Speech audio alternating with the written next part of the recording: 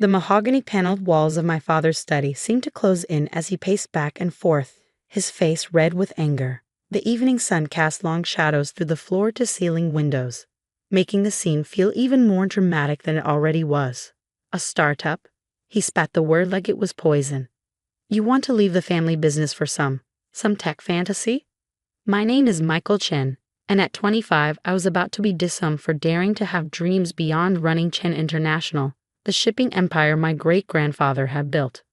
It's not a fantasy, I said, keeping my voice steady despite the tension knotting my stomach. The shipping industry is changing. If we don't adapt to digital transformation. Enough. My father slammed his hand on his desk, making the family photos rattle. For 4 generations, Chen International has operated the same way. We build relationships, we shake hands.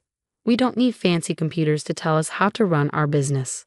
My mother sat quietly in a corner, her hands folded in her lap, her face a mask of careful neutrality. She hadn't said a word since I'd announced my plans to leave and start my own logistics technology company. The world is changing. I tried again. Look at our competitors. They're all investing in automation, AI-driven routing. They're fools, my father interrupted, chasing trends while we maintain tradition. Your brother understands this. William knows the value of our legacy. Ah yes, William.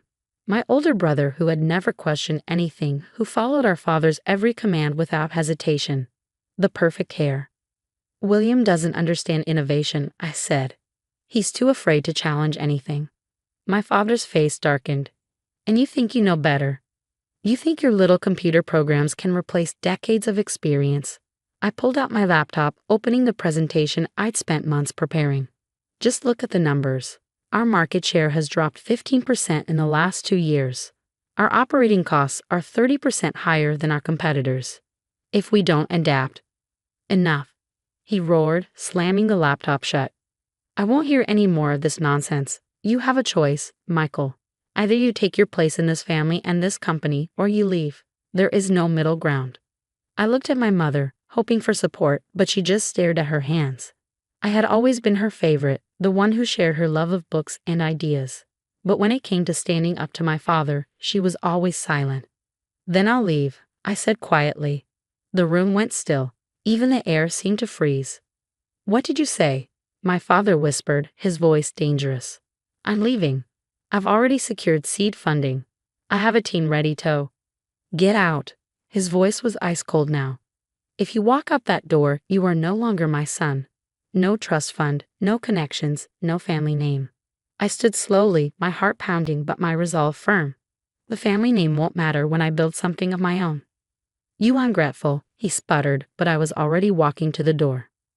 Michael, my mother finally spoke, her voice barely a whisper. Please think about this.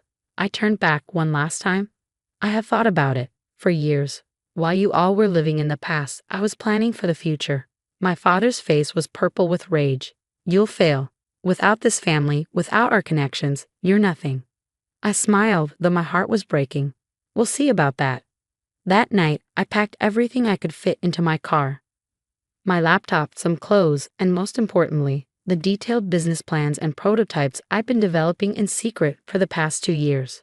As I drove away from the mansion I'd grown up in, I glanced in my rearview mirror.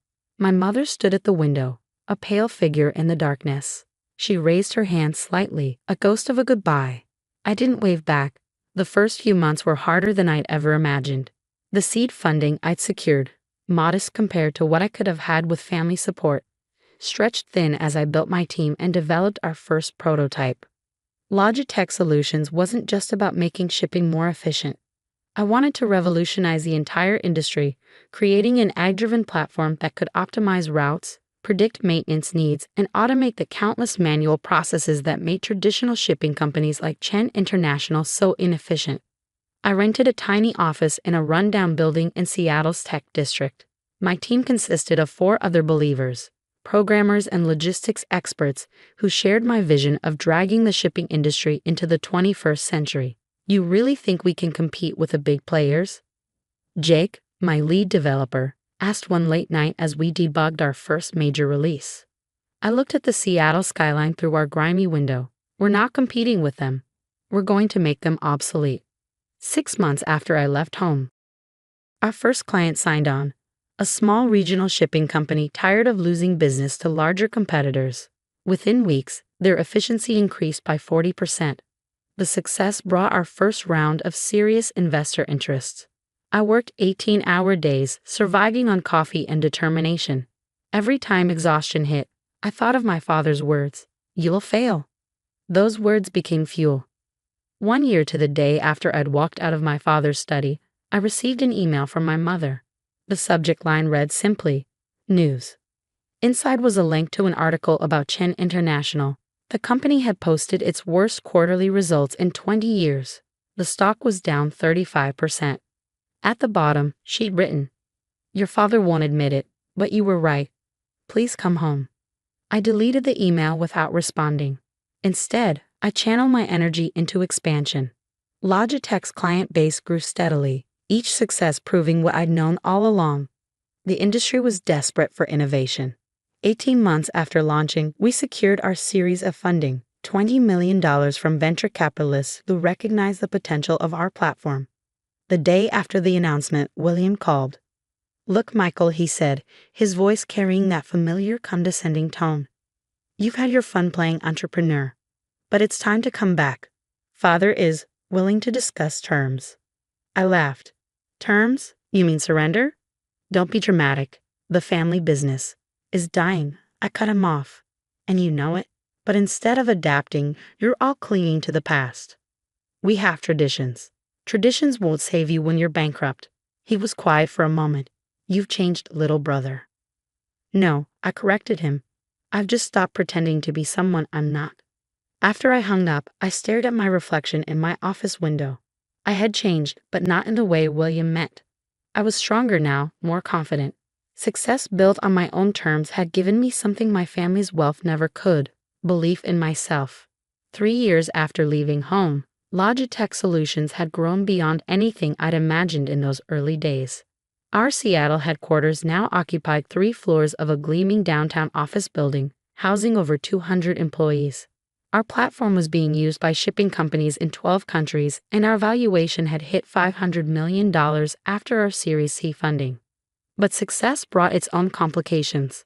Chen International is asking about our services again, Maya, my COO, said during our morning meeting. 3rd time this month. I looked up from the quarterly reports I'd been reviewing. Through official channels this time, or is my brother still trying to backdoor his way in? She smiled wryly. Both, actually. William called 3 board members personally, and their tech department submitted a formal inquiry. The irony wasn't lost on me. The company that had dismissed my tech fantasy was now desperately trying to access the very technology I created. "Same answer as always," I said. "They can get in line like everyone else." And the line was long. Our waiting list included some of the biggest names in global shipping, all eager to modernize their operations. Chen International's stubborn resistance to change had cost them dearly. Their market share had dropped to less than half of what it had been when I left. Later that afternoon, I was reviewing acquisition offers when my assistant buzzed me. "Mr. Chen, your mother is here." I froze. In 3 years, I hadn't seen any of my family face to face. Our only contact had been through occasional emails from my mother and William's increasingly desperate phone calls. "Send her in." She looked older than I remembered, more fragile somehow. Her designer clothes hung a bit loose, and there were new worry lines around her eyes. "Michael," she said softly, "you look well." "What are you doing here, Mom?" She sat down carefully in one of my visitor chairs, taking in the view of Seattle's skyline from my corner office. "Your father is sick," she said finally. "Heart problems. The doctors say stress." I kept my face neutral. "I'm sorry to hear that."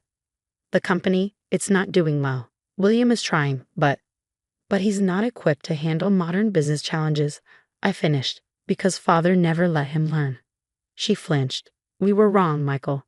About everything. Your father sees that now." "Does he? Or is he just desperate?"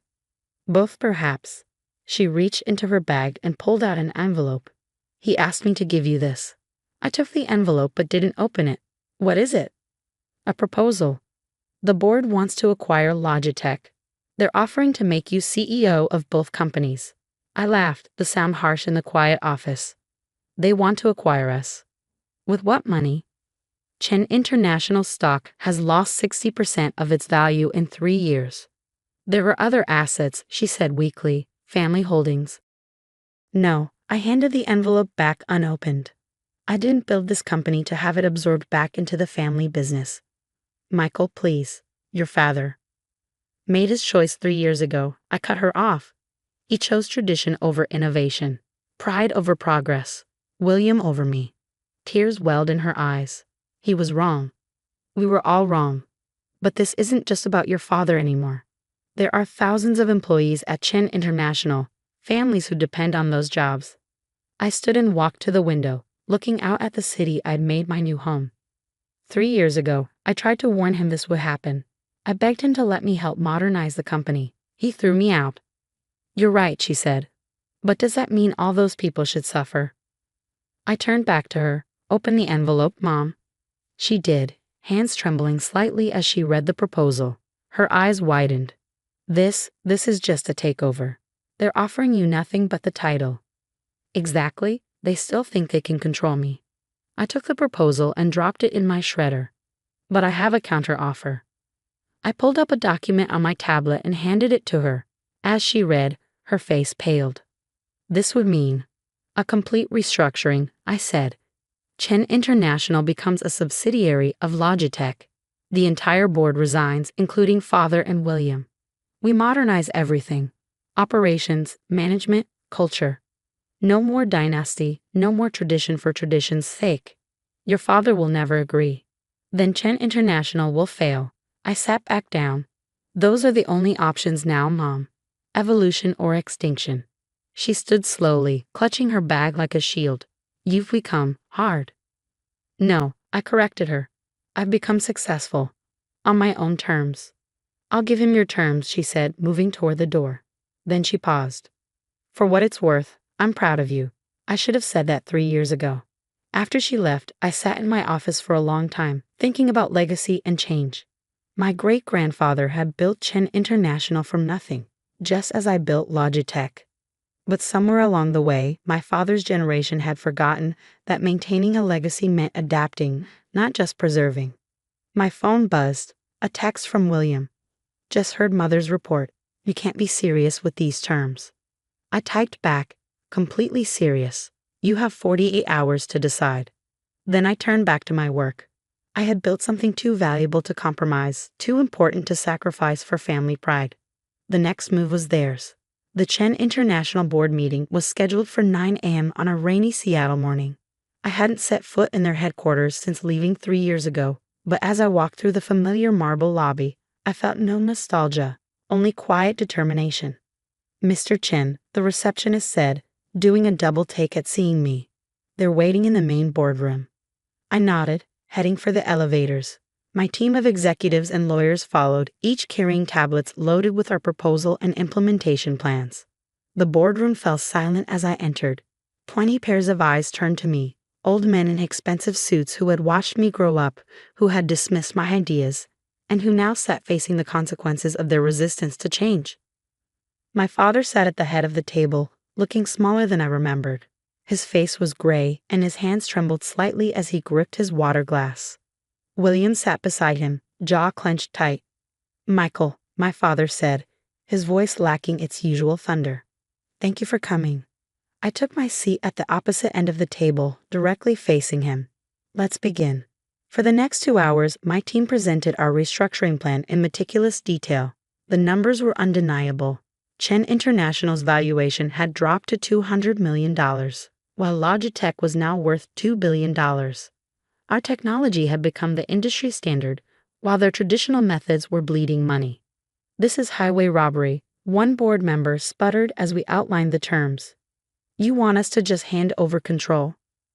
No, I said calmly. I want you to save this company before it's too late. The choice is yours. William leaned forward. And what happens to the Chen family legacy? The real legacy, I replied, was innovation. Great-grandfather built this company by embracing new ideas, new technologies. Somewhere along the way, you all forgot that. My father hadn't spoken throughout the presentation. Now he looked up, meeting my eyes for the first time. You were right, he said quietly. The room went still. 3 years ago, you tried to tell me this would happen. I was too proud to listen. He pushed back from the table slightly, too afraid of change to see that you were protecting our legacy, not destroying it. William started to protest, but our father held up a hand. Enough, William. Your brother built something extraordinary while we clung to the past. It's time to accept that. He turned to address the board.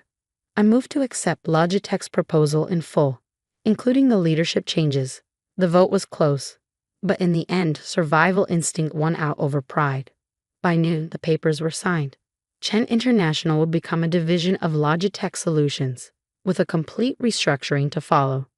As the board members filed out, my father remained seated. I stayed too, sensing he had more to say. Your mother told me something interesting, he said finally. She said you've been quietly buying up Chen International stock for the past year, that you could have launched a hostile takeover months ago. I nodded. I could have, but you waited. Why? Because I wanted you to choose change. Real change doesn't work if it's forced. He smiled sadly. When did you get so wise? When I had to build something on my own, without the family name to rely on. We sat in silence for a moment, the weight of years of conflict and missed opportunities hanging between us. I stepped down as CEO, effective immediately, he said. The doctors say I need to reduce stress. I know, it's in the agreement. He stood slowly, straightening his tie out of habit. Will you take care of them? The employees, I mean. Some have been with us for decades. That was always the plan, I said. We're not destroying Chen International, we're evolving it. Anyone willing to embrace change will have a place. He nodded, then reached into his pocket and pulled out a small box. Your great-grandfather's watch. He wore it when he signed his first shipping contract. He placed it on the table. It belongs to you now. I picked up the watch, feeling its weight. Thank you. No, he said, moving toward the door. Thank you for saving us from ourselves. After he left, I sat alone in the boardroom where I'd once been told my dreams were worthless. Through the windows, I could see both company buildings, the classical architecture of Chen International and the modern glass tower of Logitech. My phone buzzed with a message from Maya, town hall meeting at 3 p.m. to announce the merger. Both companies' employees, you ready? I looked at the watch in my hand, then at the Seattle skyline that had witnessed my journey from outcast to savior. Ready, I replied. The town hall was packed. Over 1,000 employees from both companies, all anxious about their futures. I stood on the stage, looking out at the sea of faces. Change is never easy, I began. Trust me, I know. 3 years ago, I left everything I knew because I believed change was necessary. Today, we're not just merging two companies. We're merging two visions of the future. I saw my father and mother sitting in the back, William beside them. They were no longer the power brokers they once were, but maybe they could be something better. Family. Some of you know me as the rebel who left Chen International. Others know me as the founder of Logitech. Today, I'm both. And together, we're going to build something extraordinary. The applause was tentative at first, then grew stronger. Change was coming, and this time, everyone could feel its potential. That evening, as the sun set over Seattle, I stood in my office looking at the two buildings that were now both mine. My assistant brought in a package, my old nameplate from Chen International, saved by my mother all these years. I placed it beside my Logitech nameplate, a bridge between past and future. My phone buzzed with a text from William. I was wrong about you. We all were. Cocky sometime. I smiled as I typed back, tomorrow. I'll show you what the future looks like. Sometimes the best revenge isn't about destroying what hurt you. It's about transforming it into something better. I hadn't just proven my father wrong. I'd made his company stronger. I hadn't just succeeded. I created a legacy that honored both innovation and tradition. The watch on my wrist ticked steadily, marking time's inevitable march forward. Change would always come. The only choice was whether to fight it or lead it. I had chosen to lead. And now, finally, my family was ready to follow.